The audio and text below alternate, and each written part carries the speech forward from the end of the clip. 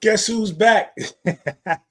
Guess who's back? Your boys are back in effect. I don't think we have seen you folks since the Super Bowl, I believe. So it's been a minute since your favorite podcast hosts have been in your face.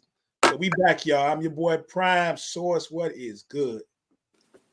World is the world is very different now. It's always something, man. It's always something going on. 2024 is just doing what it's doing, bro. But we still maintaining. We still maintaining. How you been? Doing all right, man. Working through a few things, but hey, trying to take it like a champ. You know what I'm saying? And hey, but I'm sure I'm not the only person out there. After seeing a lot of people that I know, what I'm saying, a lot of folks, man, that fortune got a lot worse than than a lot of us, man. So Right. it is what it is. But on top of that, I'm good, man. I'm good. Glad to be back kicking it this week, man, because it is a lot of things that have gone down. A lot of stuff got past us, in our hiatus, So, but there's some good things brewing that just happened this past week, and there's some good things that's going to be brewing today and tomorrow, man. So I cannot wait to get into this stuff. If you're checking us out, we appreciate y'all. Y'all know how we do it. Sports talk is our thing, but hip hop, TV, and movies are always in play. But we talking sports today. If we mix in anything else, hey, that's just what we do. But I appreciate everybody checking us out today, man. What you say, your morning's good, everything is right for you? Hey, yeah, we moving, man. We moving. We're making it happen. We're making it happen. It is. Hey, what's up to everybody out there checking us out, man? Appreciate y'all. A couple of somebody hit me a couple of weeks ago. Y'all ain't doing the show no more. No, we doing the show. We just we took some time off. You know what I'm saying? And we may be back in another week or two, whatever. We'll just see how things go. You know what I'm Right. saying? What we decided to talk about. We may be on next week, we might not, but we ain't going nowhere. You know what I'm saying? We here. Your boys are here in full effect, man. Um, let me see. Let me see if anybody. Bruce, what's good? No doubt. Keys, what's good, man? Appreciate y'all. But so let's just get into this thing, man, because I know we got a lot of basketball to talk about, but I think we should definitely check out the situation that went down in the NFL this past week. And a few things went down, but there's only one thing, the big thing of note, of course, and that would be Stefon Diggs being moved over to the Houston Texans, man. What your first thought when you saw this? Dang. And another one. That's nice. That's nice. The changes that the Houston Texans have made have been now when you listen to them, when you see them, you're like, oh my gosh, that's crazy. And when you think about it, it's not like anybody was slouching over there last season. The running game was the running game, but you got the pickup of Mixon, Joe Mixon. Mm-hmm. That's beautiful. I like to see it, but it's not like the running game was terrible. You're picking up a, a leader to this receiver core, although the receiver core played very, very well. We don't know if that's their regular or if that's going to be what they're still able to do in the future, even if they didn't have Stefon Diggs. But we saw it in real time in the moment. But adding a third option at the receiver, like a third expected to produce Right. option, hmm, it's getting a little scary in the AFC. I'm just saying it's getting a little It's scary filthy. in the AFC. That is filthy, man. And nobody's gonna bring it up, but I'm gonna bring it up as we talk about the receivers that they got already have with Dell and Collins, right? But you got an above average tight end Absolutely. over there too, and Dalton Schultz. And yes, I'm gonna bring it up because he is that good. So you're looking at an offense that stands to benefit uh, D'Amico Ryans and CJ Stroud very well. Like, you look at that offense and it could really be a problem. We go back and look at this team last year, a team that went 10-7, won their division, and they got way better where everybody else in their division basically did nothing. Hmm. One team in that division did make a pretty good defensive move, but other than that, when you look at that division, nobody really did anything. So they won it last year, and they stand. to probably win more than 10 games this year and get right back in the playoffs. Yeah. I love it. I love it. And we got the draft coming up in what, three weeks? 2.5 Something weeks? like that. Yeah. Yeah. So things might get a little funky then, but for right now, Houston looking like money. So you mentioned the other teams. So let's do this, man. Let's take the playoffs teams from last year. And granted, we can't predict what's going to happen because we've seen moves like this before, and we thinking in basketball, football, or whatever, and this team's about to blow everybody away, and it doesn't quite turn out the way that we think it should. But let's look at all the playoff teams last year, and you tell me with this move, are you taking that team or are you taking the Texans? Let's start with the Pittsburgh Steelers. And the Steelers, well, we know the two biggest moves that they made, if I remember correctly, of course, well, the quarterbacks. Let's count that as one move. Let's see. Okay. Yeah, the quarterbacks move that they made with both Russ and Fields. And then the next biggest thing, if you want to call it big, what did they do? Add Cordero Patterson, maybe? Am I missing somebody? You taking the Texans or the Steelers? I'm taking the Texans in that. In theory, I'm taking the Texans. Although Russ will be a steadier hand at the quarterback position, I just think that even if they didn't add Stefon Diggs, I still say Houston. Oh, indeed. The Browns. Somebody correct me in the chat if I'm wrong. I think the biggest move that the Browns have made was signing Jameis Winston. So the Texans. Definitely. All right. The Miami Dolphins. They made some moves now. The Miami Dolphins, they got Shaq Barrett. They got Jordan Poyer. And then on a little bit lesser note, but still a valuable commodity, I would say brought in Jonnu Smith to add to the team that they already had. We know that receiving core is dangerous. They're still one of the top two, probably fastest teams in the league. When you know what I'm saying, if you want to run a 4 by 100 whatever, but still a team we expect to be really good next year. You taking the Texans or the Dolphins? Texans. When it comes down to it, like maybe in the regular season, I might say Miami if we're talking about playing against lesser teams. But when it comes down to the playoffs, I'm saying the Texans. I'm sticking with the Texans. Indeed. This is a funny one, but I promise y'all this wasn't meant to be a trick question based on everything that's happened. The Buffalo Bills. Hey, look, who? If the Buffalo Bills don't get a receiver out this draft, what is we gonna do? Who is Khalil leading the pack? Like, what are we doing over here? I don't even know. So it's hard to tell with Buffalo, but they're looking shaky. So I'm sticking with the Texans. Dang, and that's gonna make Stefon Diggs feel real good. You know, he already caught. I think they play each other this year too. I'm positive they do. They play each other. Yeah. He's trying to get 200. Yeah, going in, tune up CBS. It's going down. Yep. You know what I'm saying? And I hope it's one of them games. And knowing the league, they'll mess around, and because it has a storyline and try to schedule this early in the season. I won't see it early in this, like too early. I want both teams to get their legs up under them a little bit. You know, let me get at least 5-6 games in. I don't want to see this first 2 weeks. It's just me. I want everything to be turning right, people gelling, the whole 9 yards, and then y'all get it on. You know what I'm saying? Sound legit. All right, here's a good one. The Ravens. We know the big acquisition for them was bringing in Derrick Henry.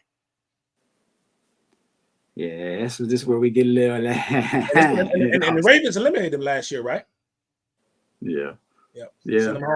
And that wasn't the greatest offensive showing by either team across the board.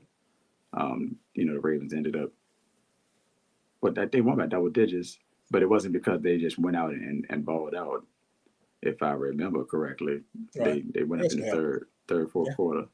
But yeah, I probably lean I'm leaning Baltimore. I'm leaning Baltimore there. It gets closer though. And of course, this is the tricky one. If you really want to think about this, as of today. That leaves the Super Bowl champion, Kansas City Chiefs. And why is it so tricky? First of all, you see the situation going on with Rashee Rice. They're a young and upcoming star. Do we even know that this guy is going to be on the football field next year? Wow. After the reports that came out the last couple of days that sounded very different from what was reported when it first hit news media. And then something else is going to be really tricky about this is I mentioned when we were talking about the Texans division. Their division inherited one of the best cornerbacks in the National Football League, and he came from the Kansas City Chiefs. That's L'Jarius Sneed. Mm-hmm. Kansas City had to make that move because of money issues. They had money problems. He's, still had to worry about Chris Jones and making sure he's happy and all this other stuff. So Sneed was a casualty, but no doubt one of the very best cornerbacks in the National Football League. So that opens up that corner and makes that Chiefs secondary even younger. So in the midst of everything we know today, are you taking the Texans or are you taking the Kansas City Chiefs? I mean, did Patrick Mahomes get traded? Oh, nah. Oh, all right. Well, I'm going Kansas City. Hey, he might get traded or opt to move to a different state, to my understanding, with Kansas City going through right now. Mm-hmm. People threaten to get up out there. And the people in Dallas say, hey, we got more than enough room down here for another team. That's wild. I don't know if you saw that. I didn't. That's wild. Yeah. He came out, the mayor, he came and said, hey, we can make some things happen down here. And, we can make some things happen. I think it might have been the governor. But anyway, somebody said it. So, yeah. So we're still rolling with Patrick Mahomes. Yeah, until proven otherwise. I like that. The brother Big Mo said they trying to run my division. Sorry, Mo. I feel for you, bro. It ain't happening in the NFC East, so they can do what they want to do. Right. You know what I'm saying? But I'm sorry, my man. I am sorry. I am sorry about that. Caesar talking about the team in Texas that made only team that really made any moves. So we're well aware of that, Caesar. We're well of that. It was bound to happen. Nobody asked you. It was we already knew. We're smart enough to know that. So somebody was gonna say it. Yeah, but I didn't even have to read it. Look who it was. I knew it was Caesar. It wasn't even a question. Only other person that I thought it could have been, and I ain't seen him in the chat, was Rakeem. Yeah, and Rakeem ain't in the chat today. We ain't talking no commander, so he ain't trying to hear it. So, but hey, it is what it is, man. But when we talk about all in, forget you, Jerry. The Texans organization. So I'm gonna show you what all in really means. You know what I'm saying? That man said we all out. He might as well. And unlike most Cowboy fans, I don't give a darn. It's gonna be what it's gonna be. That's a fact. Yeah, man. So shout out to the Houston Texans. Everybody out here. I saw somebody post something the other day about was it Justin? Somebody was talking about digital and video games now. We got to include that in the group because it's, especially sports games. It is what it is. Do what you want to do with that. I play games. Source is a former game player back in the day. That's what it is. I know all the Madden players. If you're a true Madden player, like I was, I got to get my skills back up, but like I was, then you had more than 1, 2, 3, 4 teams. You know what I'm saying? I can see a ton of people adding the Houston Texans to their lineup. Oh, yeah. Once the new Madden drops. Absolutely. I know I am. Absolutely. Yeah. I got to keep 5, 6 teams on the hip. You know what I'm saying? So it is what it is. But yeah, shout out to the Houston Texans, man. But Source, you know what time it is, man. Basketball has been dominating it all this last month or so. But some of us, that's really been our thing for a minute anyway, right? So we knew what time it was when it got down to March Madness. And shout out to anybody. I don't care what you enjoy what you like or don't like. I don't care what you say about the women's game. The women's game has been far better than the men's this entire season, and without a doubt, through March Madness. You go back and you look at social media sites, you watch sports, whatever. Women getting more light and more love than the men's tournament.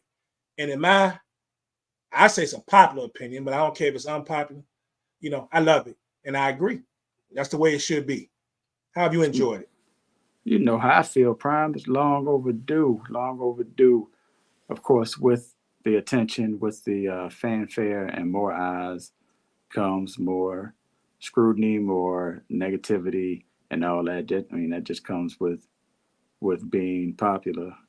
Heavy is the head that holds the crown, whatever that phrasing is. Yeah, they seeing that right now because similar to Olympic time and Super Bowl time or Grammys time or Oscars time or any awards time, everybody and their mama all of a sudden are experts on things that they've never watched before until literally right now. So everybody's got a think piece about women's basketball, about Caitlin Clark, about Angel Reese, about the Final Four, about this call, that call. Everybody's got a think piece, but they've never cared until literally right now. It's weird, but it's A lot of new experts out there too. I go through this every year, and it kills me. AJ, what's up, my brother? Look, yeah, it kills me, Source, because I don't understand. Everybody is entitled to their own opinion. All right. I don't mind anybody stating an opinion, but have an informed opinion. Because what kills me when I see everywhere, whether it can be our group, it can be other groups, is it folks that make the comments that just started watching the game 2 weeks ago. The folks that you watched the Elite Eight or Final Four last year. You ain't bothered to watch but more than 1 or 2 games the entire season. You got hyped up because everybody was talking about LSU and the LSU and South Carolina game early in the year, and then the second game. But these opinions that you form, and that you guys form, you're not informed. Like some of the stuff that you say is ridiculously crazy, and we're going to dive into some of this as we talk about some of these players. If you feel a certain way about somebody, so be it. But have a legit reason, at least know what you're talking about before you make these opinions. I can't wait till we get to one of these players because it's something that really hits home for me, and it's not the first player that we're going to talk about, right? But anyway, the women's game has been great, Source. The women's game has been great. We've had some controversy, and that's where we're going to start. And was never really meant to talk about this leading up until a couple of nights ago. And then we got to talk about it. And that would be what went down the end of that Uconn and Iowa game. First of all, it was a great game. I'm just going to go ahead and say that. First of all, it was a great game. Looked like it could have gone one way for a minute. Looking like we were about to see the demise of Iowa. Caitlin Clark held in check for the most part. Uconn had a little bit of a lead. And then things tightened up towards the end of the game, definitely in the fourth. And we had a great game. But the controversy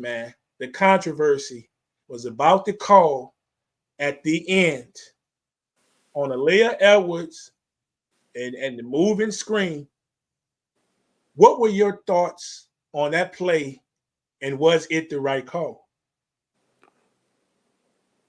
And my I have a lot of thoughts.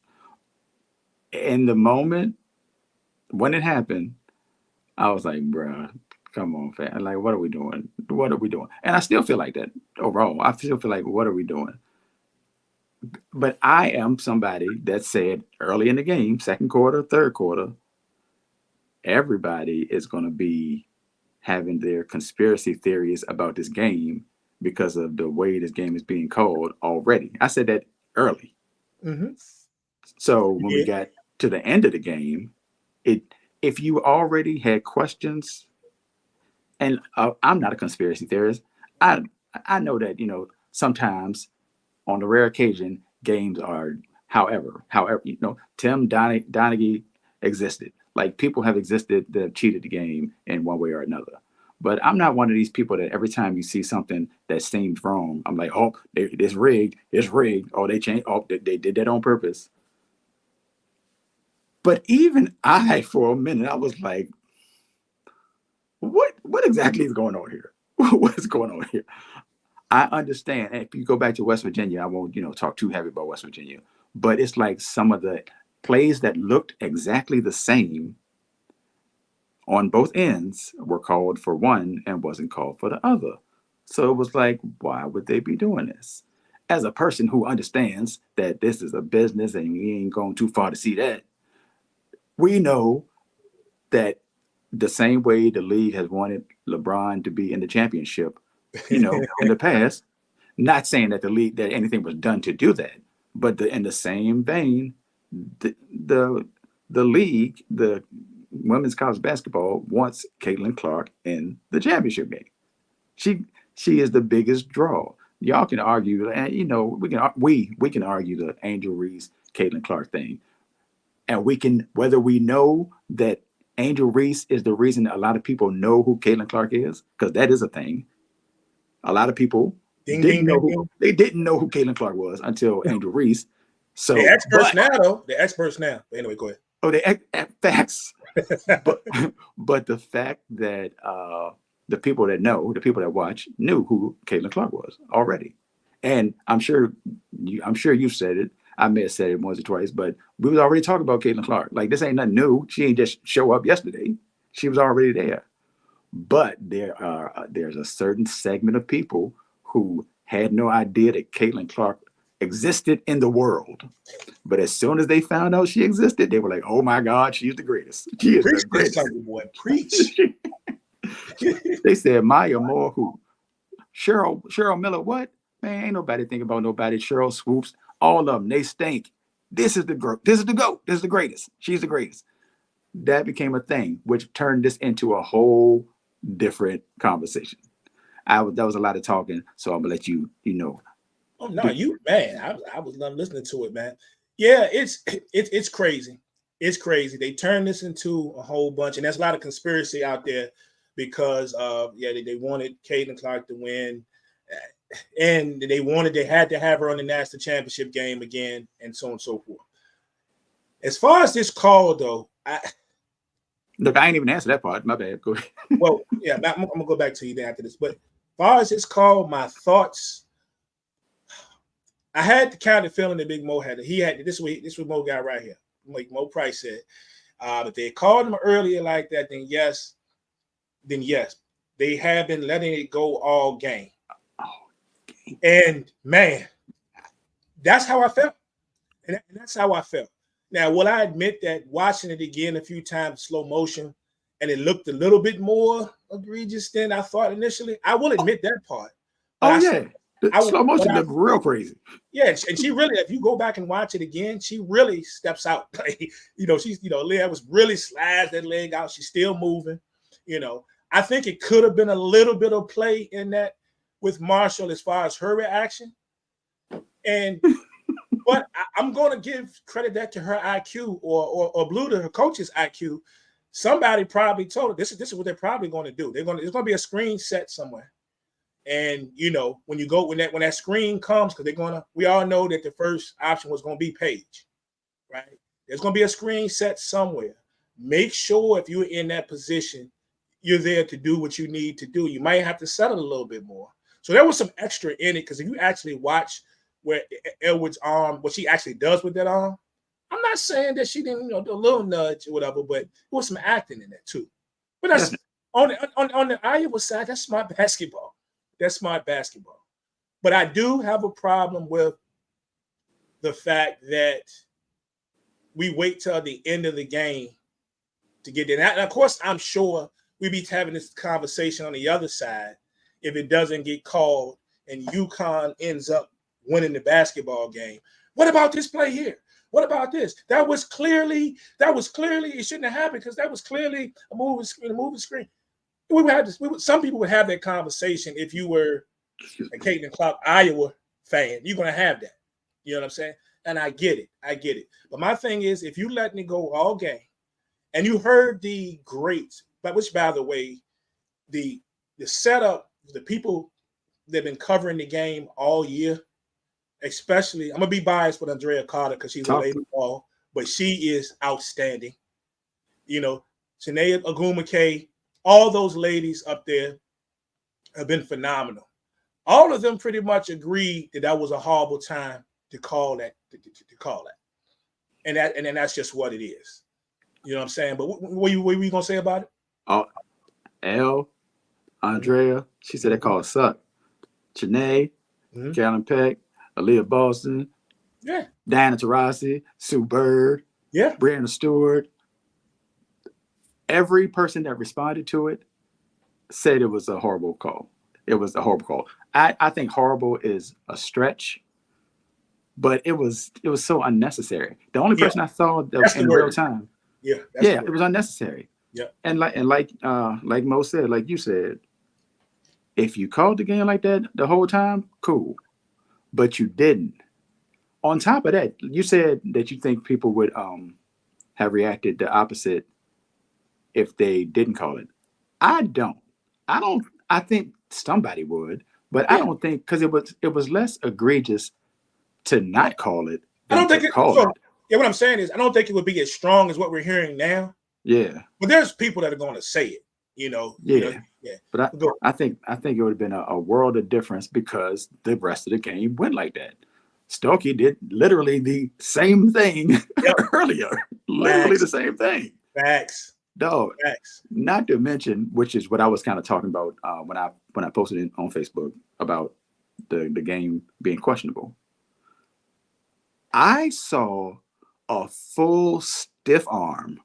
Caitlin Clark gave a full, I don't know who the defender was, but it was a full stiff arm to step back and shoot a three. She ended up missing the three, but it was a full stiff arm. I'm like, dog, you're not gonna call that?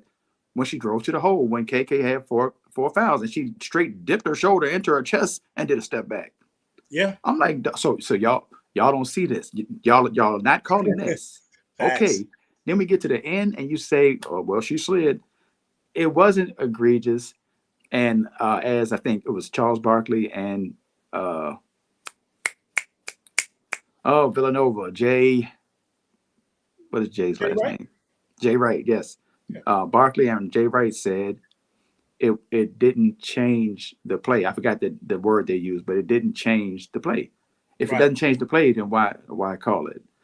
That's just a crazy time to be out there blowing the whistle after you've been reckless with the whistle for 39 minutes. It was just wild. It was wild to me. And I'm not even mad at Gabby Marshall for the acting. Not at all.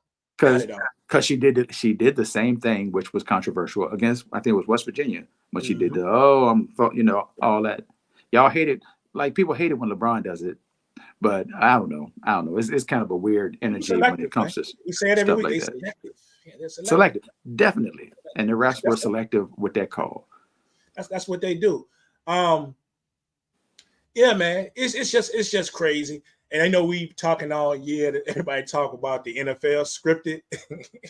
You know, I'm not saying this is what happened, right? But if you're trying to get away from this stuff, you know, about being scripted, Caitlin Clark has to make it to the championship game. We got to get away from these things, man. Like, you know what I'm saying? Like, we gotta. That's all you're gonna hear. For me, Prime. If that's really actually the case, and they really want, we're trying to push that, trying to sway the narrative, I would completely understand. I think any logical person would completely understand. Not saying that they should do it or could do it, but I completely understand if they did, because this is the biggest moment of a sport that people have overlooked and underappreciated forever. So if we have a chance to have the biggest star who has brought the most eyes in a long time, we got to get her there. I can get it. I can understand it. I don't like it, but I understand the thinking behind it. Somebody hit the button. Yeah, the B-Dub. Somebody hit the button. You know, and as you can see in the comments, there's some that feel it's the right call. I've seen that everywhere. There's some that agree with, what we were saying about it. But Oh, yeah, you know what's funny, Brian? When people say that? that though, I'm like, opinion is opinion, but it's weird that 98% of basketball players have questioned it. Then you always get a rando that's like, oh, nope, it's the right call, but no explanation, no nothing. So, if that's how they feel, that's how they feel.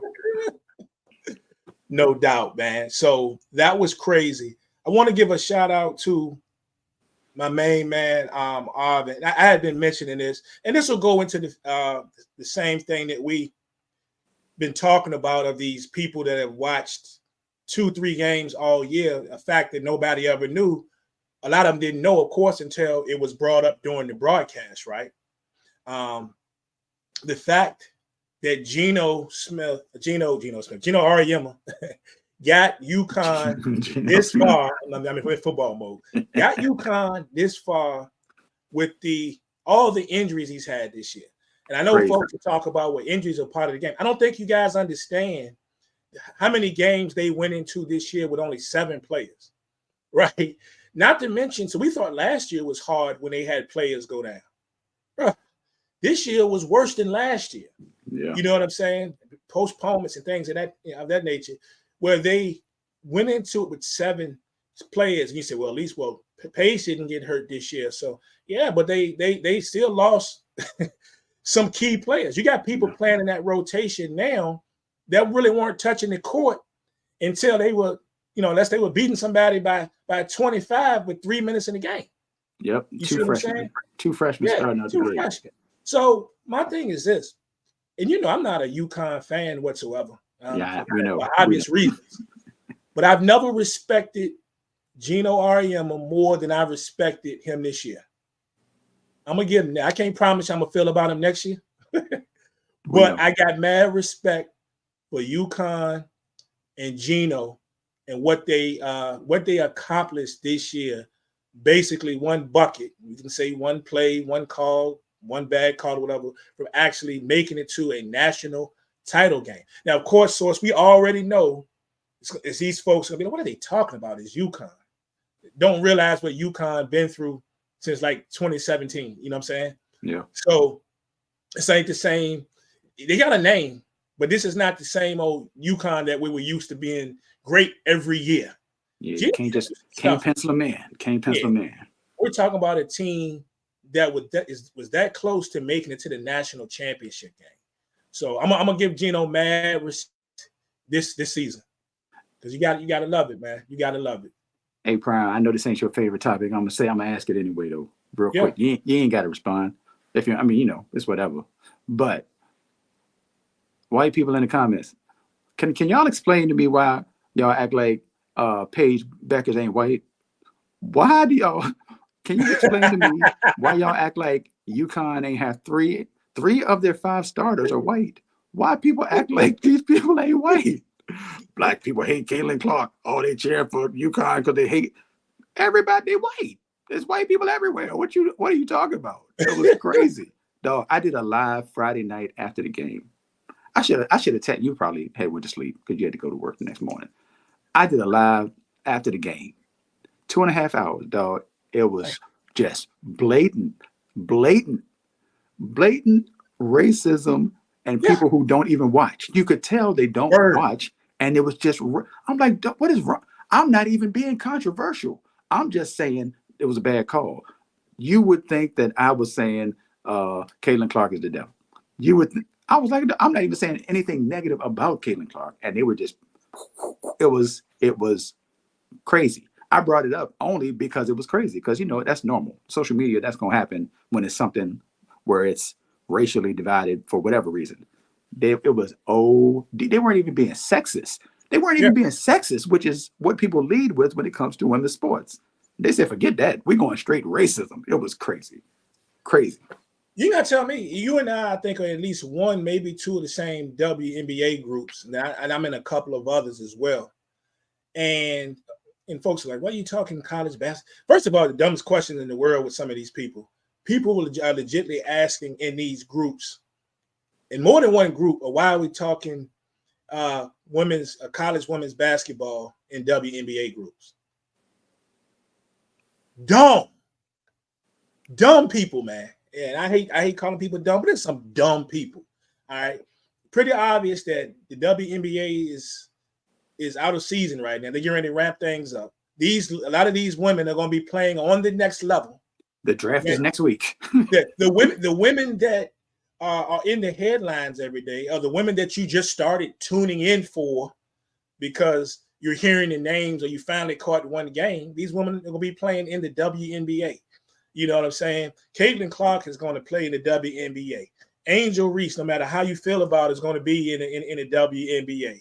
You know, Aaliyah Edwards that had the unfortunate, call, for her. She's going to be playing the NBA, WNBA. She's probably going to be a top 10 pick, more than likely. All of these ladies are going, one day Juju is going to be playing in WNBA. Thanks. You know what I'm saying? But why are we talking about college basketball in the WNBA? But then it gets deeper than that. When you see some of the racist comments in there, but they're one-sided. They're all one-sided. My biggest argument, we talk about it all the time, and we talk about no matter how you feel about Angel Reese, it's people that love Angel Reese that may not always agree with her antics, right? And that's perfectly fine. We can be that. But my thing is, certain things can go down with Angel Reese, right? She's thugged out. She's this. What are you crying about? Ain't nobody see nobody give you no death threats just because you ain't see it. Ain't nobody see that. But if it is a white player, a non-black player, this and that. Oh, darn, it did happen. Oh, that's unfortunate. Those are bad people. But you're gonna believe her, right? I'm seeing poor Gabby Marshall, bless her heart. So they say she out here getting death threats. And all that over that play. And I'm like, how dumb can you people be? Yeah. You see what I'm saying? But my point is, I've seen all these comments about how terrible it is, but y'all believe her, which I believe her. Trust me, and it's horrible. But if somebody else that's not white get death threats, yeah, right. You that, this, that, and the third. Or you brought it on yourself because it's crazy. Idiots. And I if you don't like what I'm saying, you can leave now. You know what I'm saying? I don't care.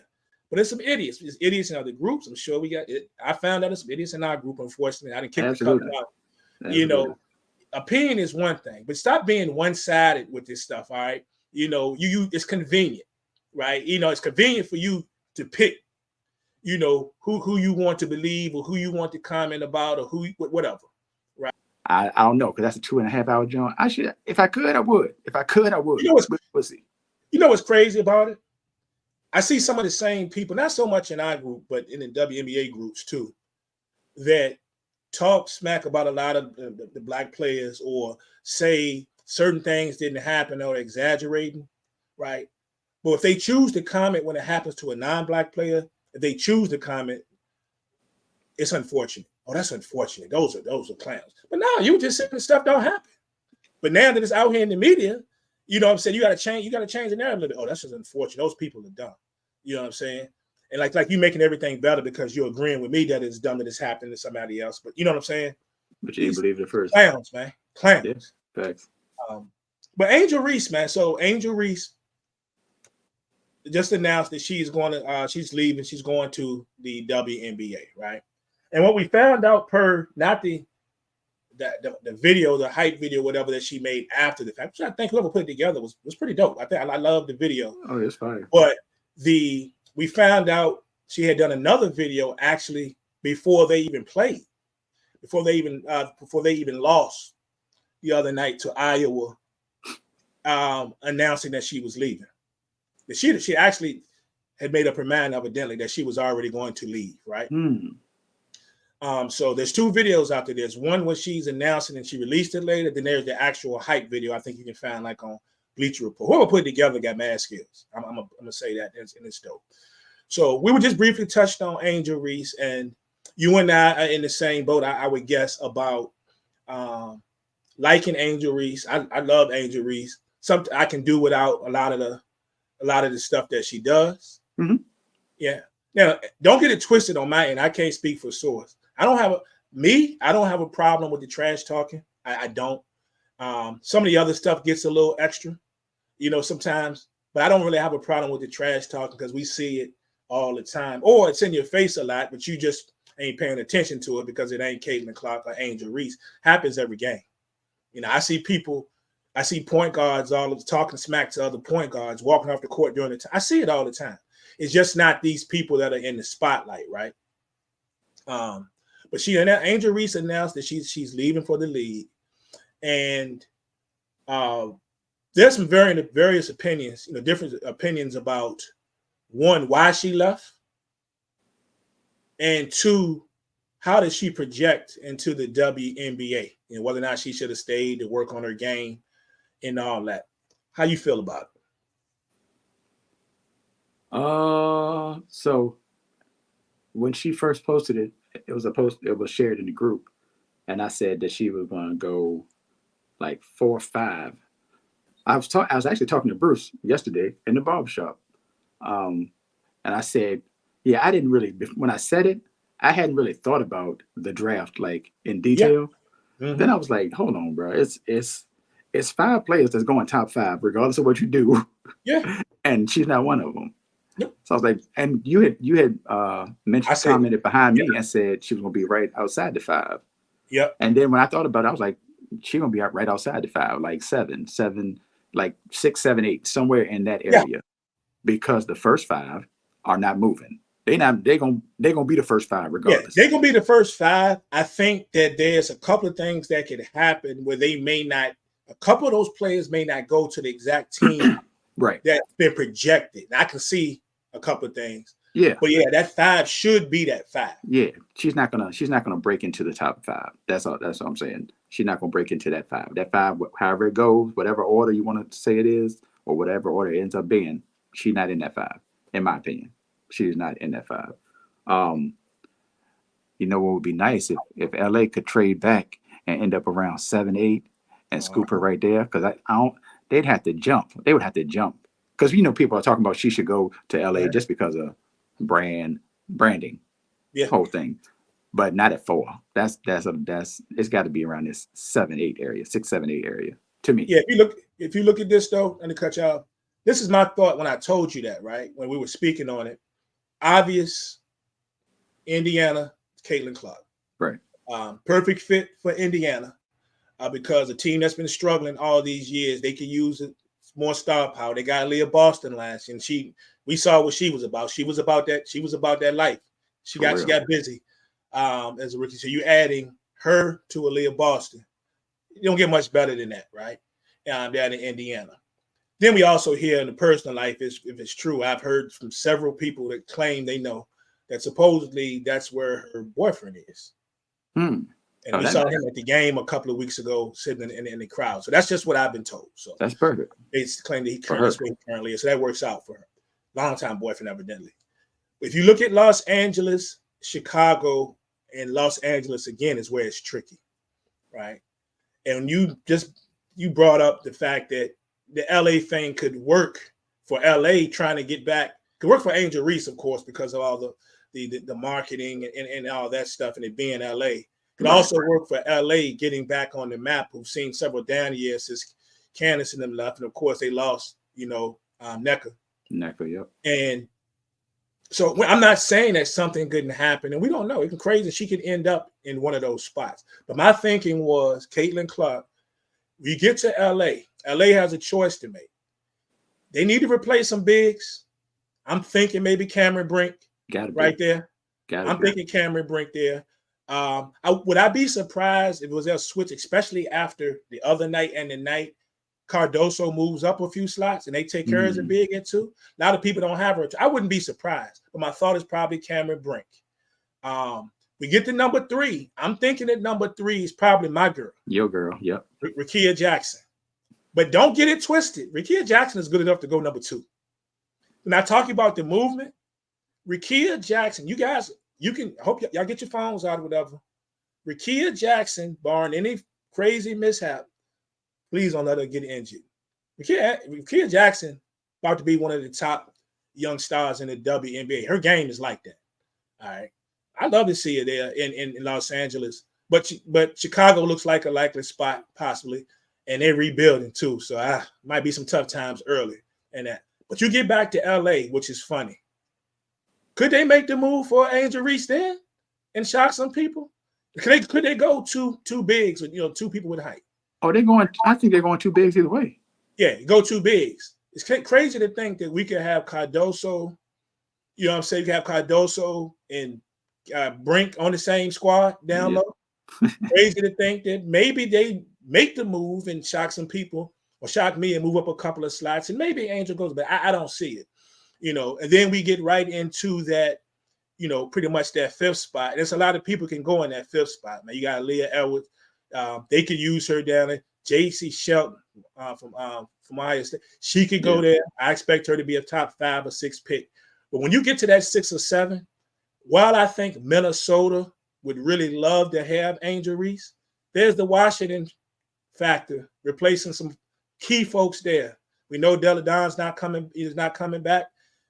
We know Natasha Cloud, Washington, D.C. favorite, is gone. They're doing some shuffling. Could Angel Reese fall in number 6? She's just down the street from the home folks. If you're trying to pack that arena. Not that they ever had a problem packing that arena for women's games anyway. They got one of the best fan bases, hands down, in the That's WNBA. a great call, though. I've seen it firsthand. I've been there several times, hands down. So my projection, unless LA pulls something crazy and shocks us, I would think that she's going to fall in that 6 or 7. Yep. That's it. That's it right there. Yeah, and that was my thought when I commented when you were talking about it in the group, man. Yeah, but as far as the other things, I'll just say, which has been mentioned before, and I think Joy Taylor might have been the first person I heard say it, but it's all facts. People are using her actions as a reason, like her antics, I should say, as a reason to not like her and think that she doesn't deserve whatever. All I read is Angel Reese is trash. Angel Reese sucks. Angel Reese is not good. Somebody told me Angel Reese was a dirty player. I was like, what are you talking about? You saw I saw her pull that girl's hair. So that one play made you say that she's a dirty player. You got nothing else. You're not talking about any other play. Just that one. Okay.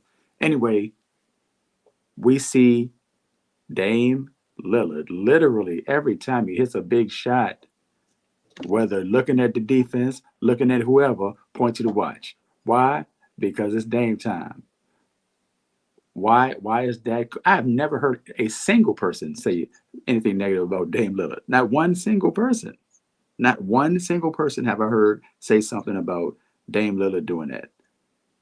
Yet you're mad because of something that happened a year ago, and we haven't even seen it since. It's crazy. It's always a reason. People will find a reason to say what they want to say and then try to justify it with something that doesn't even make sense. Yeah. And then twist stuff up too with her, because you remember, and she stood strong when they lost. They congratulated. She spoke with Caitlin, congratulated the team, walked off the court. And then we see later in the interview, she's sitting there and she's in tears. And people are making the comments, not really realizing the reason she was crying. I'm sure she was hurt that they lost the game. Yeah. But it really wasn't as much about losing the basketball game. Ask the question, and she starts telling you about some of the things that she's gone through since last year. The support of her teammates. You hear people talk about you that love you and give you respect. That can kind of play on you too. You see what I'm saying? You play on your emotions a little bit. But the first thing everybody was running to, cry, you lost, blah, blah, blah, this, that, and the third. Come on, man. When she comes back and tells y'all she's going to be unapologetically hurt and she don't care. I'm trying to tell you, when it comes to a lot of that stuff, she's going to do what she's going to do and she don't care. Y'all care about certain things more than she did. She's still going to play basketball. She's still going to get her bag. And she's not going to change her game with the way you talk about it. Now, as people talking about she's not going to be able to do certain things in the league, she may get checked in the league a little bit. Okay, it happens. A lot of players don't get checked in the league. Facts. Even some of y'all's GOAT, so to speak, that y'all have already crowned the GOAT, which we're going to talk about here in a sec. But but it is what it is. But I think when she gets to the WNBA, I think that I do believe there's going to be a bit of a curve. It's obvious that she definitely has to work on a couple of things. I don't know if 1 year of college bringing her back was going to, really change the fact that she needs to work on a little bit of a jump of, closer to the basket. She doesn't have the classic post up game. Definitely. If you go back and watch her old high school tapes, that's how she's always played. And none of the people in America, the people that were recruiting her, really cared about it because she had a long list of recruiters, right? Before she decided to go to Maryland. But I think she's going to be fine. Yeah, I think she's going to be fine. The WNBA is going to love her because they can market her. They can, it's all about marketability in the WNBA as they continue to fight for, for more people to watch and continue to let the attendance numbers rise. I think she'll be fine. I'm not looking for her to go in here and average 20 and 10 right off the bat. But right. I think Angel Reese I think she will be fine. Those are worried about her bag. This is the thing I don't think people understand. And this also shows me how much people really, these new experts watch the game. Because Aaliyah Boston already told you that, yeah, I might not have that NIL, but a lot of these players going to get money regardless. Do you think these companies are going to drop deals or not continue to do deals with the player that they already had in college, especially if it's a big name player? They're going to get money. They're going to get money. So everybody that's out here counting everybody's pockets about, they're only going to make such and such money in, such and such money in the WNBA. These people that have names, the Aaliyah Bostons who's there, the Caitlin Clark when she gets there, Angel Reese, a lot of these players, they're going to get money, bro. They don't get money outside of the league. If they choose to go play overseas like some other players, they still may. But they're going to have the endorsement money. It's just not going to be called NIL.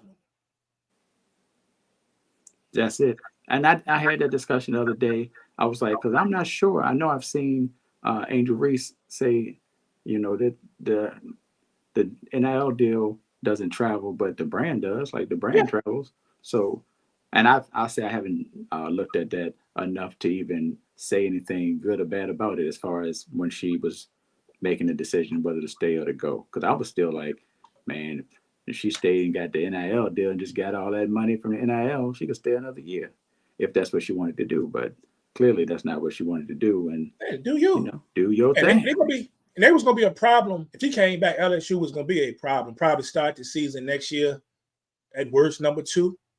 But shout out to and I'm not going to attack this person because I don't really know him. I haven't seen him say anything crazy. But it was someone that made a comment in one of those posts when we were talking about this, and they was like, LSU is going to suck next year. It's not going to be good next year because she's gone. That couldn't be further from the truth. Are they going to miss her? It's not going to be easy to walk in and replace a walking double-double. Right. But if they can avoid anybody else transferring out, we know about Van Lith, which we're about to touch on here in a quick sec, is gone. But you're bringing back an Anissa Morrow, which I imagine is going to be even hungrier because she's going to be the dog. Yeah, because she, regardless of, and shout out to, I forgot who was quick to point out her stat line the other day when I said she probably played the worst college game of her career. And I overstated that. No, but no, you she didn't play wrong. a good game. She weren't wrong. She didn't play a good game in the biggest game. I know she got the 14 and all that. But if you break down the game, the missed shots, the missed opportunities, she did not, man. I know she wanted to have that defensive game back. Yeah, forget the points, bro. She didn't play a good game at all. And when she's been arguably, you can make a case for probably half of this season. If somebody went and told you that Angel Reese wasn't the best player on that team, and somebody told you it was Anissa Morrow, there's enough footage and track record to state that case. Right? Absolutely. Anissa Morrow balls, 6'2". She's really a guard. She has to get down there and play amongst forwards and centers, But they're bringing back Anissa Morrow. Granted, we're getting the transfers now again. The freshman, Michaela Williams, who can shoot the lights out. He shoot that thing, yeah. Got size, can shoot the lights out. And then you're also you're bringing back Big Foe, Flage, which everybody is really falling in love with Flage Johnson. And you realize you knew her from the music, but if you really follow LSU, her game really elevated this year, especially probably the last 10 to 12 games of the season. Yeah. Different Flau'jae. And then they got a dog of a recruiting class coming in too, So I know a lot of people were speculating in the WNBA groups about Angel and Hailey leaving because of Kim, because they don't like Kim, right? And I don't know all the ins and outs of it, but I would probably guess that it's probably further from the truth, especially for Angel. Just because Kim is not your cup of tea, everybody's cup of tea, I always go back to a couple of people I speak to all the time. My man Ron, I speak to Lee Murray. She can coach. I don't care what you like her style. I don't care if you like what she says in the media. She's a heck of a recruiter. People say, well, she wouldn't want that stuff in Baylor, and she wouldn't want these, but well, she can recruit. She can get people to transfer. So we're not in the locker room with these people day to day. So we know what we think Kim probably is or how she probably is, but we don't know. So shout out to all y'all clowns speculating. Y'all just know why everybody transferred out of there, right? Or one transferred and one decided to leave for the league. Right.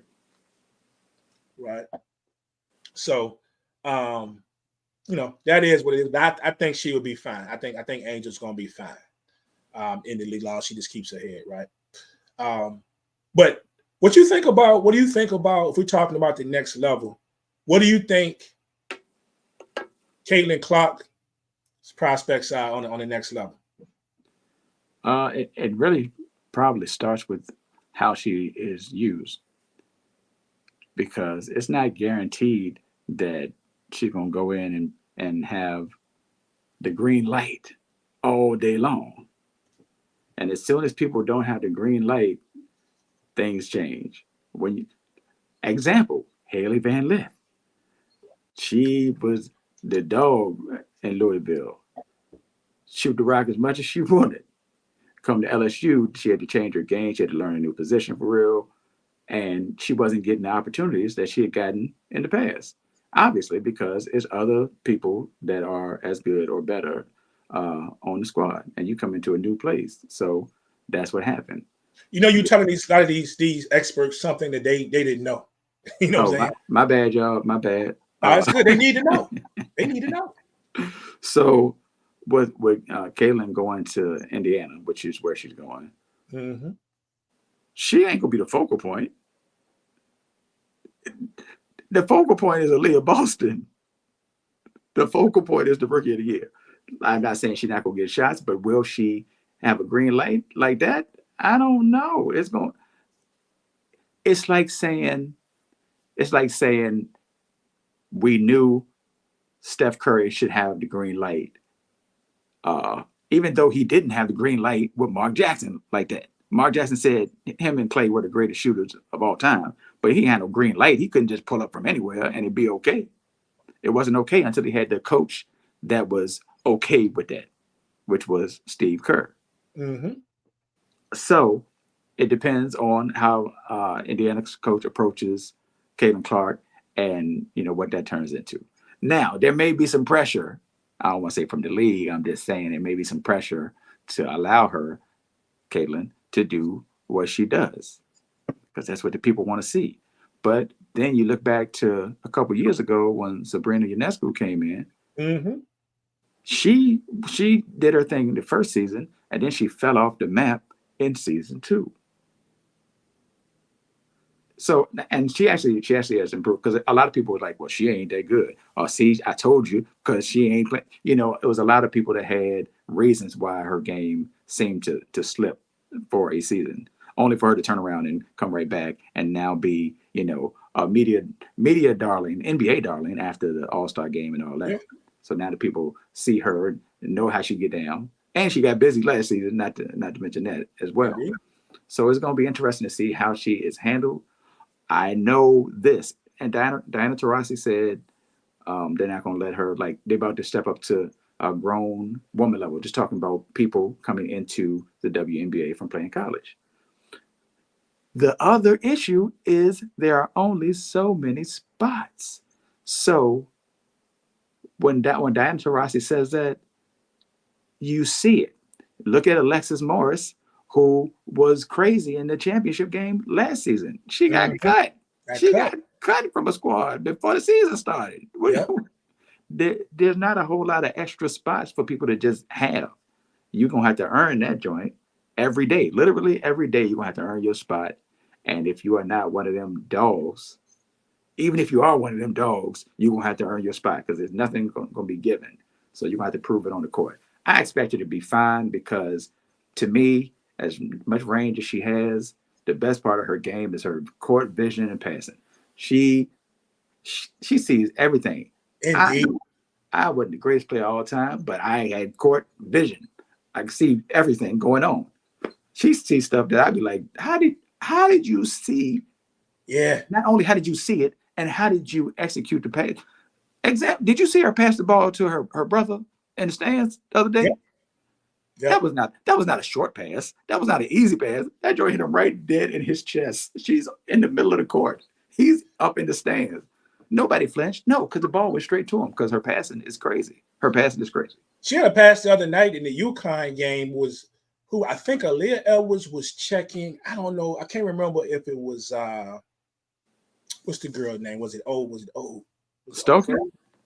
Yeah, she had a couple of nice ones to Stokely, but they were on the move. It was both of them were moving. She was coming down the court, and it wasn't to Stokely.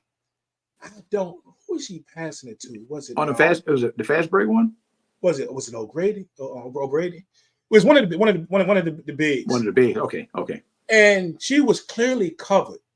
She's coming this way. The big is moving this way with Aaliyah Edwards in front of her, and she bounces a pass. And I'm sitting there looking at the angle, and I'm like, first of all, how do you get that in there while both of you are moving? Second of all, she wasn't open. But the anticipation, like she just knew that the big was going to have at least a half a step. If I put it here, she's going to at least have a half a step. And she's going to be able to see the ball. Edwards is not going to see the ball because her back is still kind of to. By the time Edwards realizes it, the ball is going to be there. And I'm sitting there like, okay, I might give you a little bit if you're the guard and you're not moving, you're standing there and you just no, she was moving too. Yep. When she made the pass, I'm sitting there like, this is beyond crazy. But I don't remember, she was either throwing it to either Goodman or I think it might have been Goodman, but it was a crazy pass. Yeah. People didn't, you got to look past that, her scoring 40 every night when you look at everything else she does on the court. And I think she's going to be really good with that part in the WNBA. Yeah. So it's going to be interesting. But people falling all over those comments that Taurasi made without listening to the whole conversation. And she was talking about, you won't be playing with 18-year-olds, no more. You basically come into a league with 10-year vets and all that. Of course, soon as that people catch part of the clip or see the comments written, it's people don't like Diana Taurasi anyway. Yeah. But it's just always somebody old. Yeah, somebody old doing somebody down and somebody else. And I thought the women's supposed to uplift each other and all that. Y'all need to start listening to all of these, whole conversations and things that makes for y'all start just jumping on everything. Absolutely. Yeah. So, but I don't know, man. They and you mentioned Hailey Van Lith, right? Hailey's gone out of there, and I know what everybody's thinking about Hailey right now, especially you newbies, right? And the Hailey Van Lith is trash. She can't do this. She can't do that. Source just told y'all that, first of all, with Hailey, she came to a new situation. People criticized her from the jump. And I could have stood up. I stood up for her early in the season. I saw some groups where she never let. That's when I let her try to get into this thing, even though I knew what she was up against. And it still didn't quite pan out. But you got a young lady playing the point guard position who's not a point guard, right?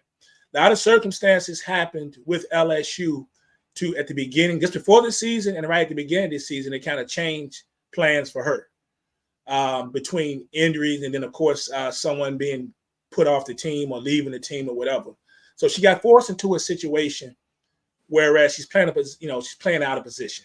She's a shooting guard, people, and she can actually play basketball. Remember last year,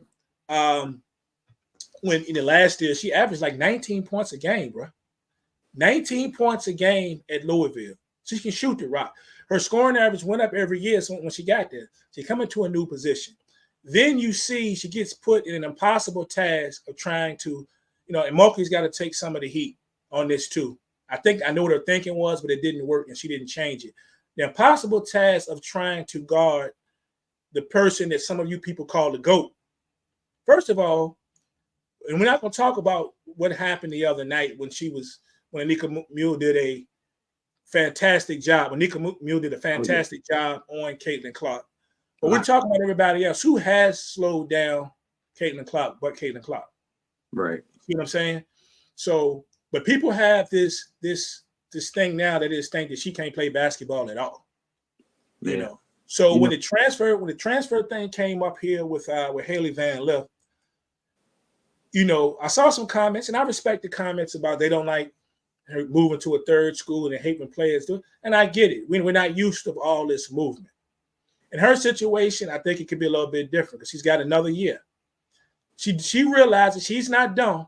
My draft stock, if I was averaging the 19 that I did at Louisville, my draft stock would have been gold, probably going into the WNBA. Yep. So I just mentioned it's limited spots in the WNBA right now.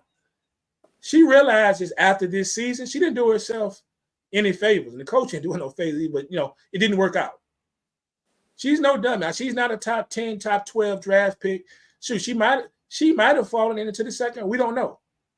She needs to go somewhere and get put, hopefully, in the right position. And I'm praying that she goes and she can get back to her natural position, right. and maybe ball out another year and get back at it. I think about a couple of schools, man, and I think that she would be really good at or have a shot at. I don't know if she's willing to travel to the West Coast if they would have her. But they're losing a couple of guys. Charisma Osborne, she put in for the WNBA jam. She's going to be a good player, I believe. You got some spots there. My first thought, though, hear me out. My first thought is that she stay. Now, I ain't going to say Iowa. Somebody they say Iowa, like, oh, you can go somebody. They just put it on. You going to go over there? No. My first thought, I think, would be Kentucky. Come on, Prime. Come on. She stay in the SEC. She go over there with Coach Brooks. Georgia Amore just transferred there from Virginia Tech, so who's running the point. You know who's running the point. Hailey come over and play the shooting guard. Yes. And that would be a lift for them because they have been horrible the last few years, man. They have been terrible. What if they – I don't think – how many – SEC games has Kentucky won the last 2 seasons? It ain't been 10. I don't know. It was terrible the season before. I remember Jada Walker was there. She was like, I got to get out of this gentleman. I think they might have only won like 6 or 7 conference games the past 2 seasons. They were terrible the season before that. Season and in my understanding, there's some more moving parts coming over there too, as far as maybe a couple people in the transfer portal. But I would love to see Hailey Van Lith go join Georgia Amore at Kentucky. That's it. Yeah, that's it. Get back to it. Get that stock back up. Y'all ain't gonna win a lot. I mean, you may be a better team the last 2 years. I don't know what we got coming, but LSU, South Carolina, LSU ain't going nowhere. Right. So if you look at the top of the heap, I don't know what's gonna happen with Tennessee. They're in flux right now. Even though I don't think they will be going to be a bad team, you're going to go down the line, but I still think you help your draft stock by going somewhere like that. Yes, sir. That is exactly what I was hoping you was going to say, Brian. I ain't know if you were going to say. I thought you were going somewhere else, but I'm glad you said that. Yep. And I guess the only thing we really got left to talk about, man, would be, before we get out of here, would be the 2 championship games. Got the women's game, hopping off at 3 p.m. today. We've gotten used to the daytime time. I'm with it. Let's go in and let's get it on. And we have, of course, Iowa and South Carolina going at it for the crown. I know a lot of people got their thoughts on this game. I know a lot of people have had South Carolina winning this thing throughout. I'm cautioning people, though, because I think those same people, before we got to this past week, didn't expect South Carolina, some of their games, to be as close as they've been at certain points during this tournament. So I caution you about that. I never said that South Carolina was going to win it. I will put some respect on Iowa's name, though, because I didn't think they would make it this far. I thought initially about a month ago, there were about 4 or 5 teams that I thought that were definitely better than they were, that would definitely put them out. As we got down to the tournament, they didn't have to play but one of those teams. When it came down to it. So I respected them for making that journey back. But of course, I'm way more excited for this than I am for the men, man. But what you think is going to go down today? I don't know, Prime, but since you mentioned that, man, Kaylin against Juju would have been crazy. Yeah. God, it would have been crazy. Oh, man, that would have been crazy. But anyway. Yeah. Shout out to Juju, too. And for those of y'all that don't know, that recruiting class they got coming next year is crazy. Hey, so they got to replace the nerds, yo. They got to replace the nerds. Yeah. Yeah. The nerds are the players that transferred their grad students from Ivy League schools. There were 3 of them. So, so they'll be out, and they got to replace them. Today is going to be fun, man. I'm looking forward to this, because I know Raven Johnson is like, she doing a Birdman hand rub over that joint. Raven, for those who don't remember or who don't know, when South Carolina played Iowa last year, Raven Johnson is the person that Caitlin Clark was just waving her hand at and letting her shoot. That's Raven Johnson. Yeah. And she increased her three-point percentage crazy. She knocked down a couple Friday night. Mm-hmm.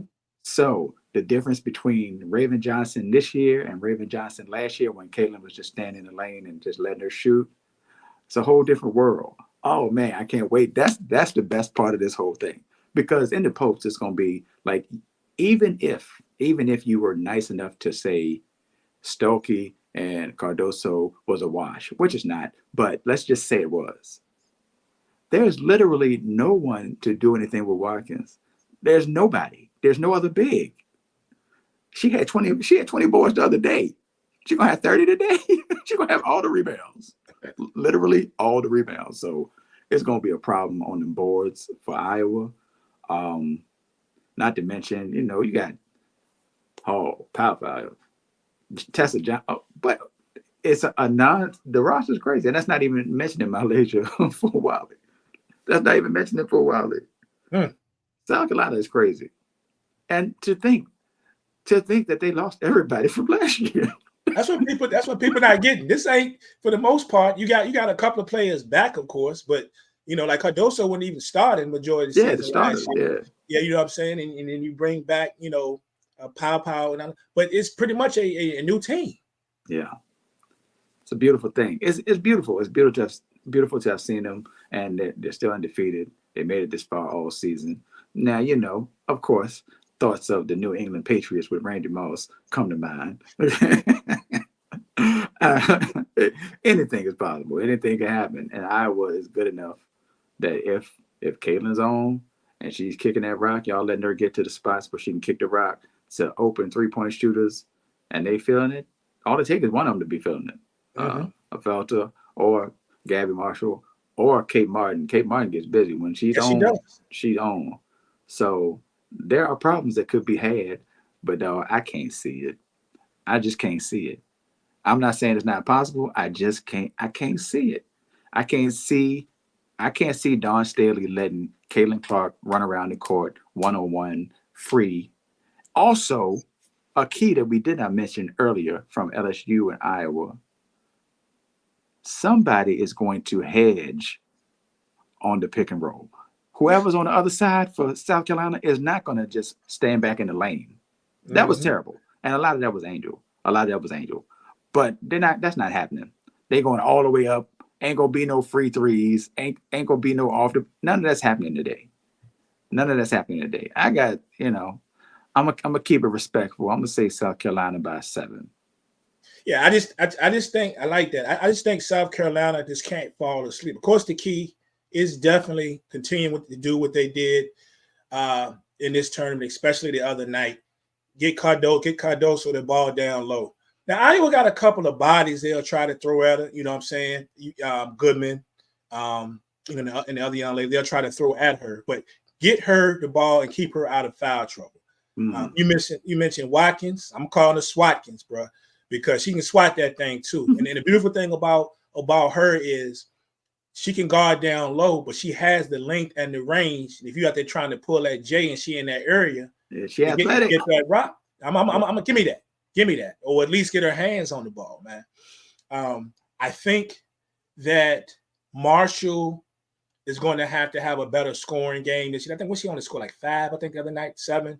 But we know she can stroke. She can shoot the ball. She can do her thing.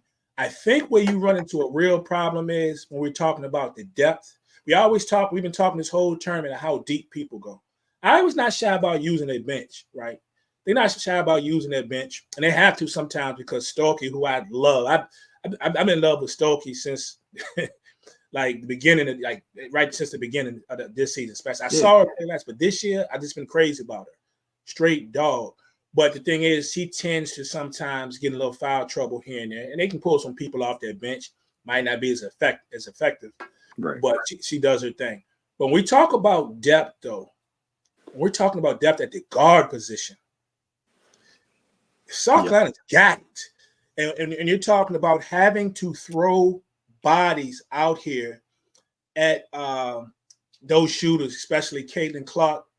They've got the bodies. So we know they're going to get out there, and a lot of people want to see Malaysia Wiley on her. If you can keep her out of foul trouble, fine.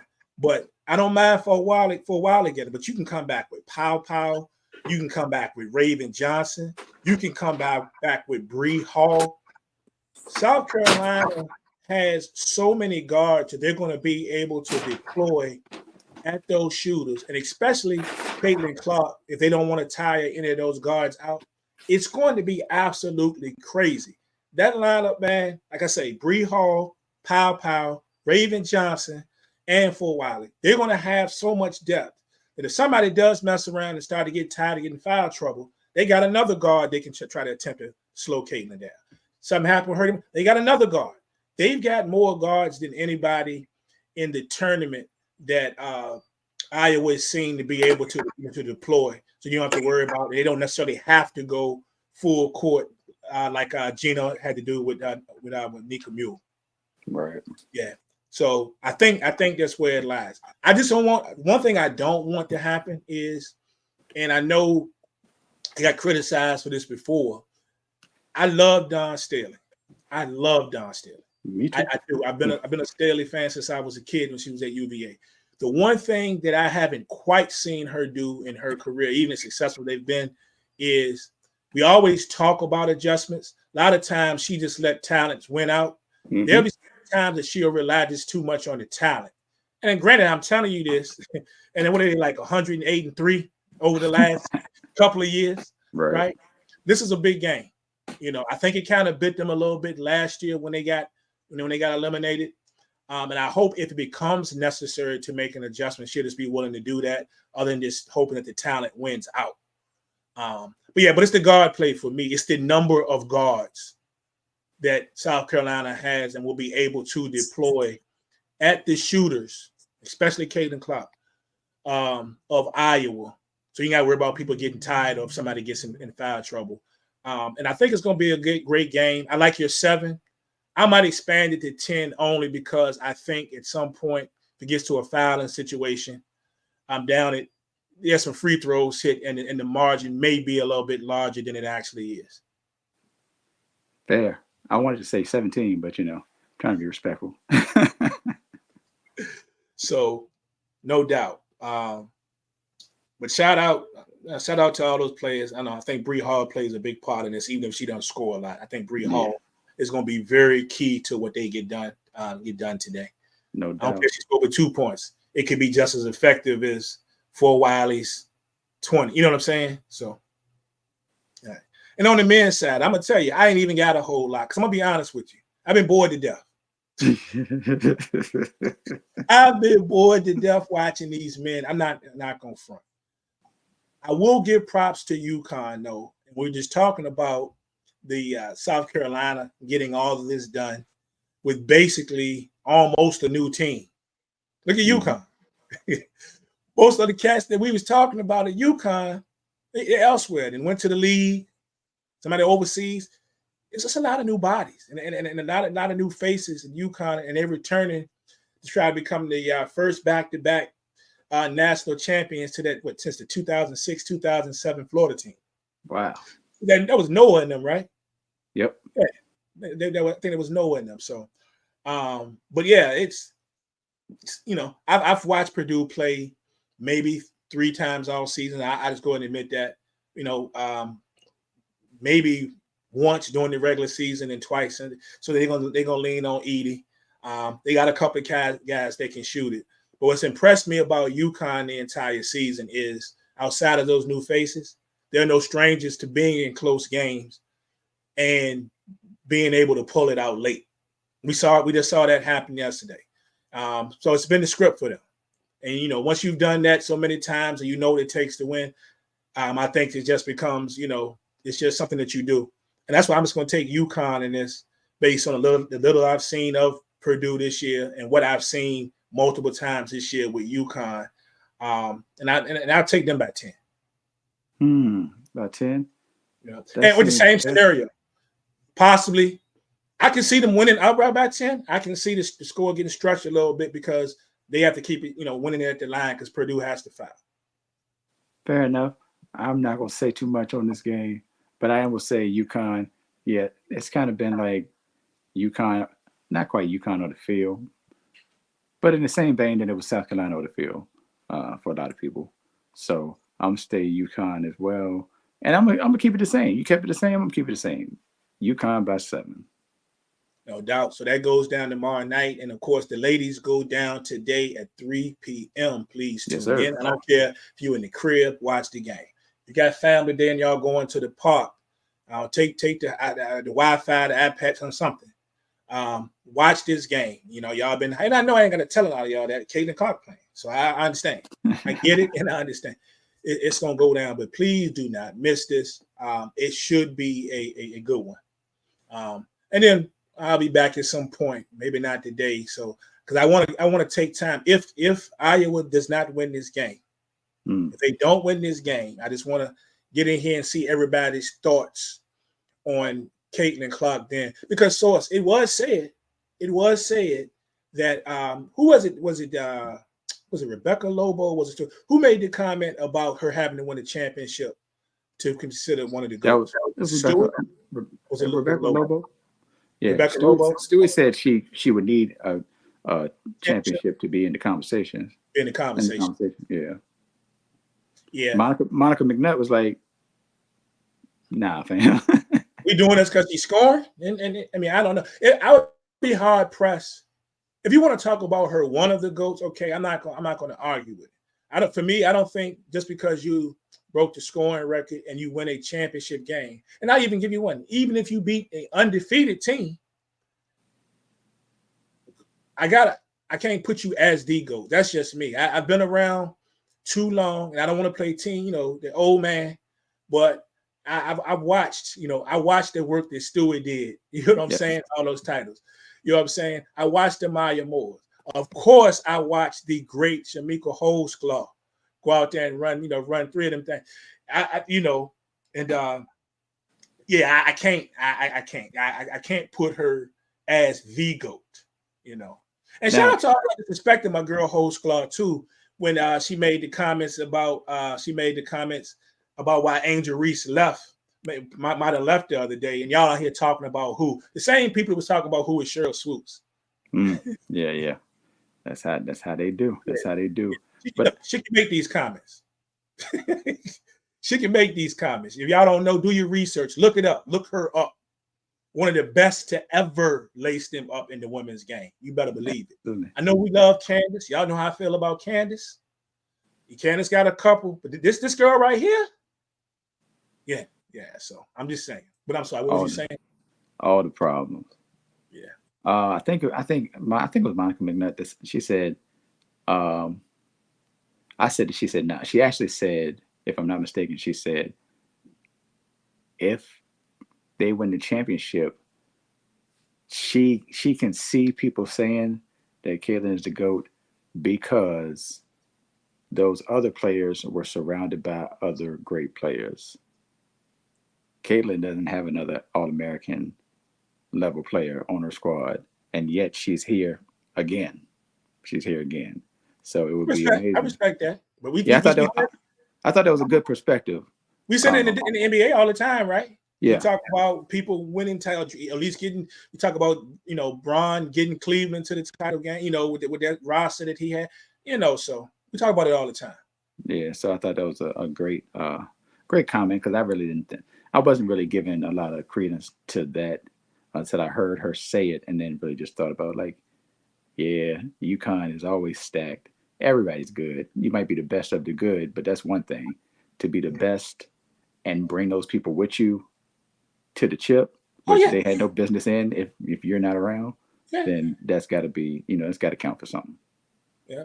And then actually losing a couple of players from last year's team too. So yeah, a couple starters. So interesting. That's interesting. So I'm gonna be anxious to see the comments, not only in our group but in those WNBA forums. It's gonna be that's gonna be fun today. I'm definitely gonna be up in them joints today. I'm gonna be all over the place today while the game's going on.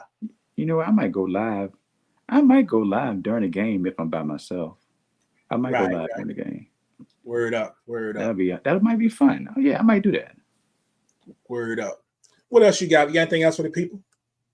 I got lots of stuff, but nothing that anybody really cares about for real. Oh, I am interviewing. There's a guy on TikTok. Well, he's on YouTube as well. ENVE online. Envy online. He is a hip hop head, but he also has like WNBA credentials. He was at all the Albany games. He did the interviews. If you heard Kim Mulkey, Angel, or Flau'jae answer a question like in depth, he might have asked it because he had a lot of good clips. He had a lot of good clips of questions that he asked and their responses, and they've been kind of a big deal. So I'm chopping it up with him live Thursday, I think at 7 p.m. Eastern on TikTok. So we should have a good conversation about sports and hip hop. And y'all gonna talk about Kendrick and J. Cole? I mean, I don't think there's any way we can avoid it. So shout out to everybody. Hey, on the hip hop. So shout out to everybody who's been tripping off of this thing they got going on.